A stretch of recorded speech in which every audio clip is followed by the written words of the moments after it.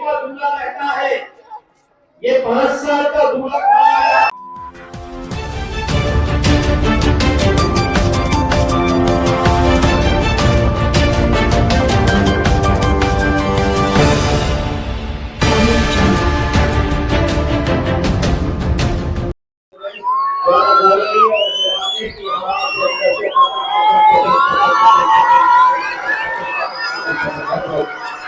NTR Delhi 6. NTR Delhi 6. NTR Delhi 6. Doctor ने कहा है कि 2 दिन तक आपके घर से बाहर निकलना नहीं चाहिए। मैं डॉक्टर को तो नाराज कर सकता हूँ, लेकिन अपनी आराम की मोहब्बत कहने का पता नहीं कर सकता।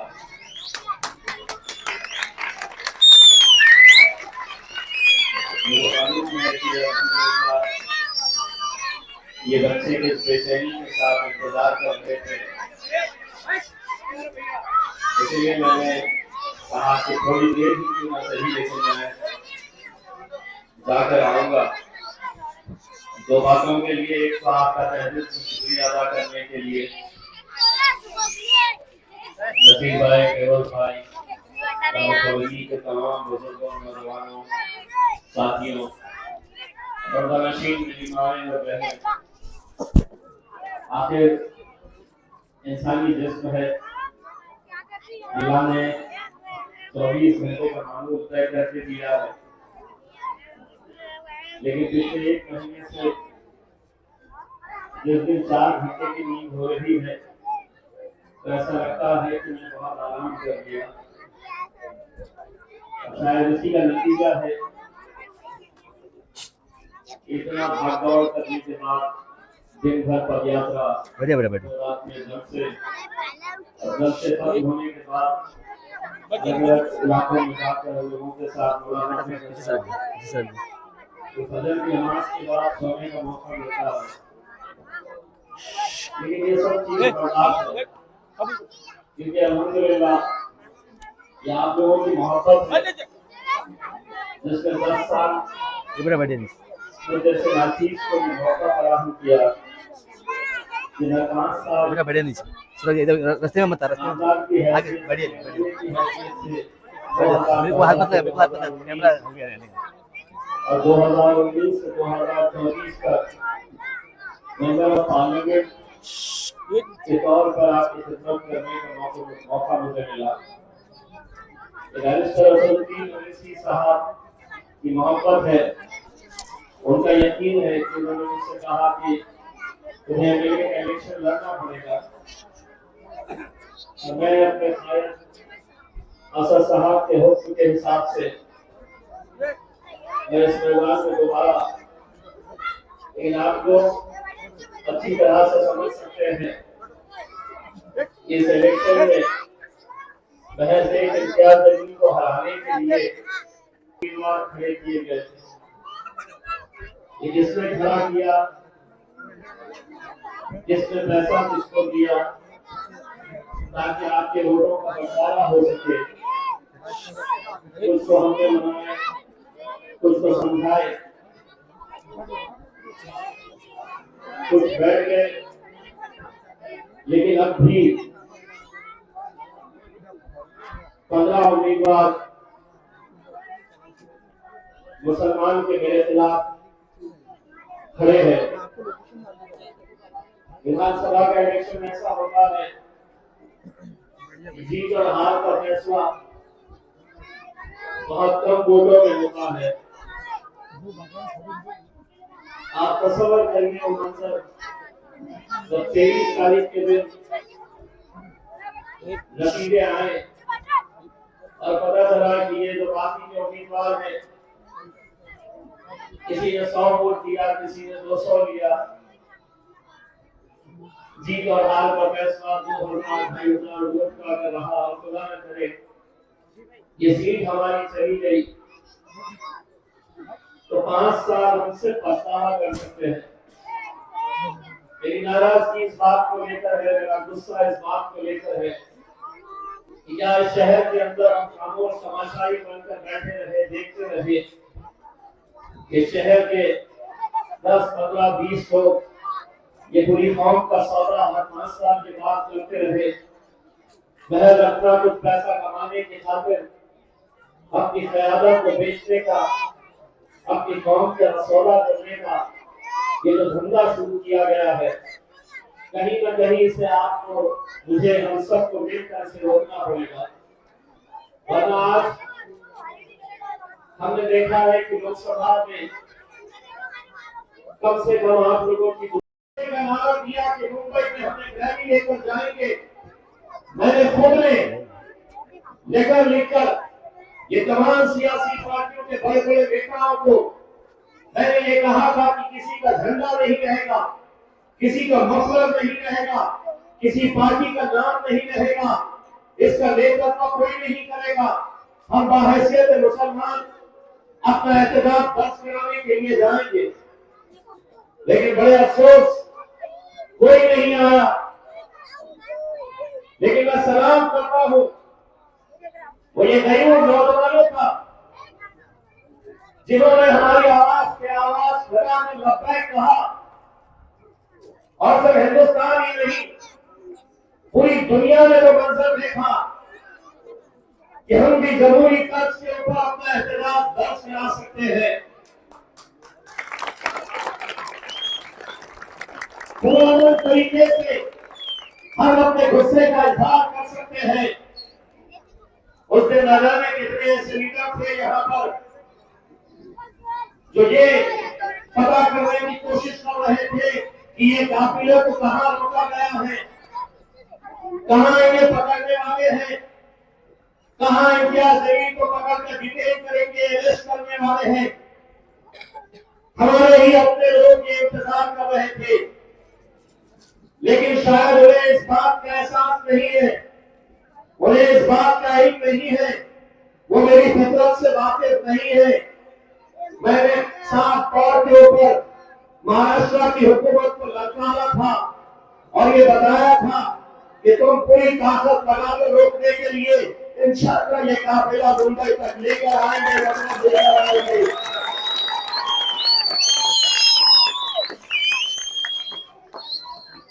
मेरे भाई बुजुर्गों, माओ,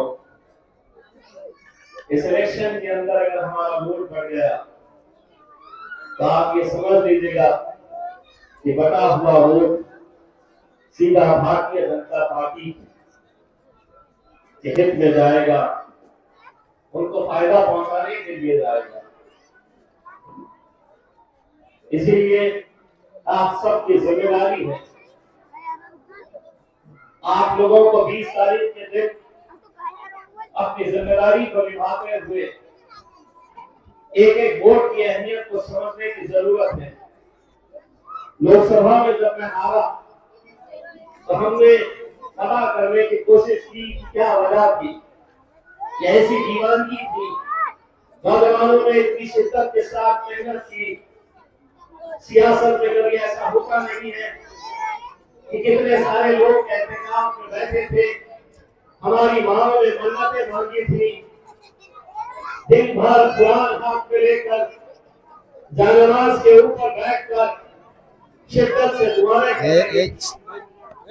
लेकिन एक बात मैं नौजवानों को ये कहना चाहता हूँ, हमें उस वक्त हम भी मायूस हुए, तुम भी थोड़े मायूस हुए, लेकिन एक बात अपना यकीन अपने अल्लाह के ऊपर रखना, ये पत्ता जो हिल रहा है कोई ऐसा काम इस दुनिया में नहीं है जो अल्लाह की मर्जी के तहत हो सकता है। शायद उसमें कुछ मसलहत भी होगी, हो सकता है कि वहां पर हमें नाकामयाबी देकर अल्लाह यहाँ पर हमें अजीम और शान जीत दिलाने वाला है। इसी वजह से ये मौका हमें दोबारा मिला है।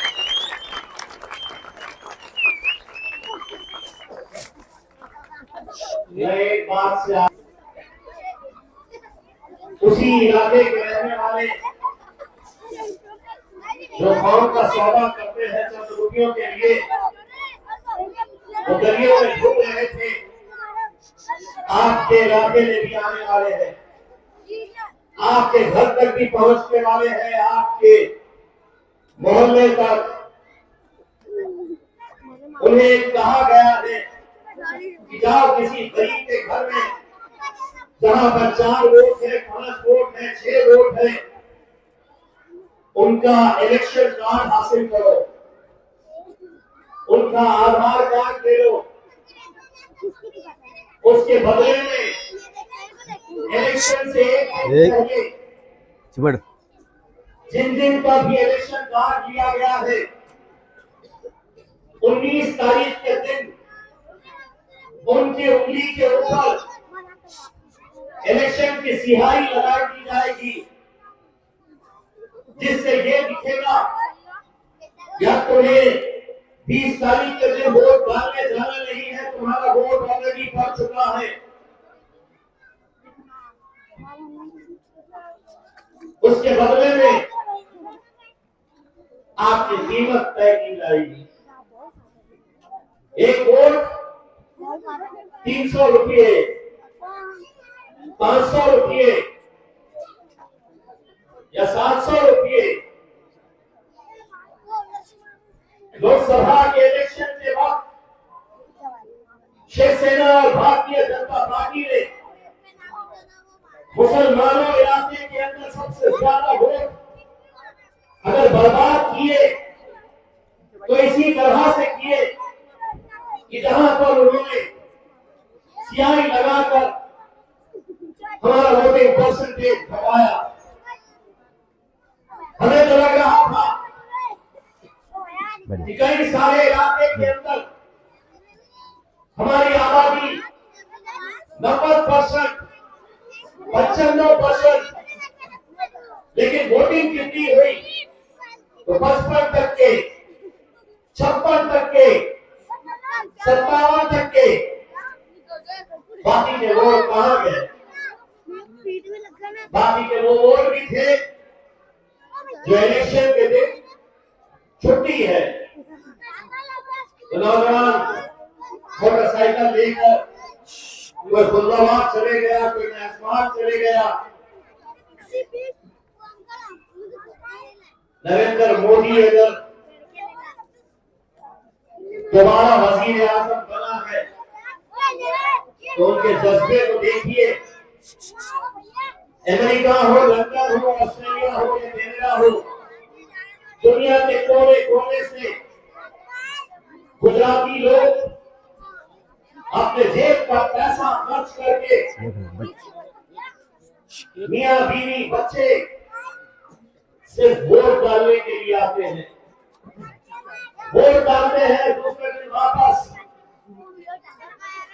हजारों नहीं लाखों रुपया खर्च होता है, लेकिन उन्हें अपनी वोट की अहमियत है। और हम हैं, जब पता करें कि वोटिंग इतनी कम क्यों हुई तो लोगों ने बताया साहब रिक्शे भी लगाए गए थे, रिक्शे थोड़े कम, रिक्शे। अगर यहां से भीड़ बाईपास के ऊपर नक्सलियों की दावत है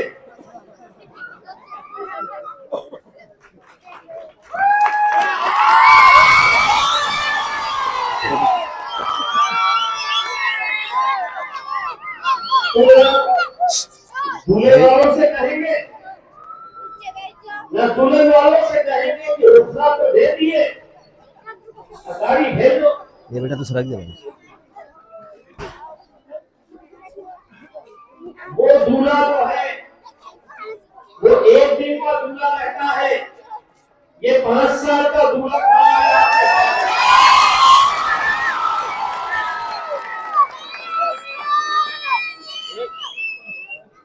आज सारी साजिशें सिर्फ मेरे खिलाफ हो रही है तो उसका मकसद है मेरे साथ। अगर हम भी भूखे रहते, हम भूखे रहते, हमारे मुंह में जबान नहीं रहती तो इतनी साजिशें नहीं होती।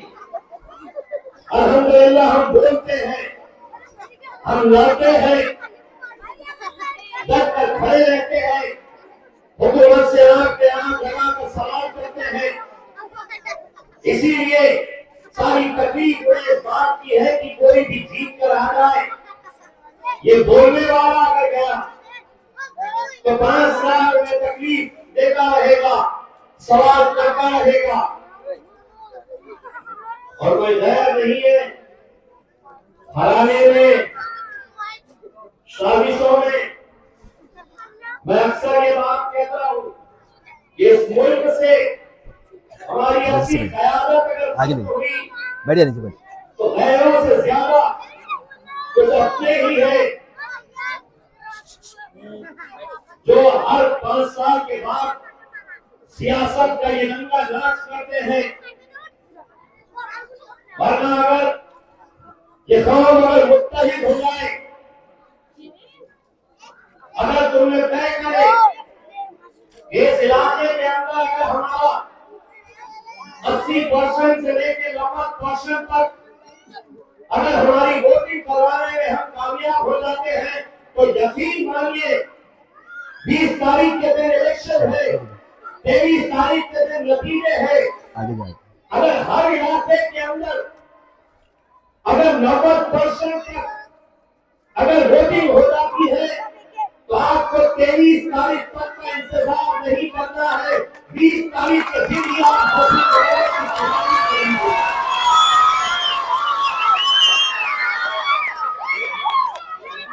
मैं अक्सर अपने तस्वीरों में एक छोटे से बच्चे का जिक्र करता हूँ। हर सिंह का रहने वाला छोटा सा बच्चा, जिस दिन काउंटिंग थी लोकसभा की तो रात में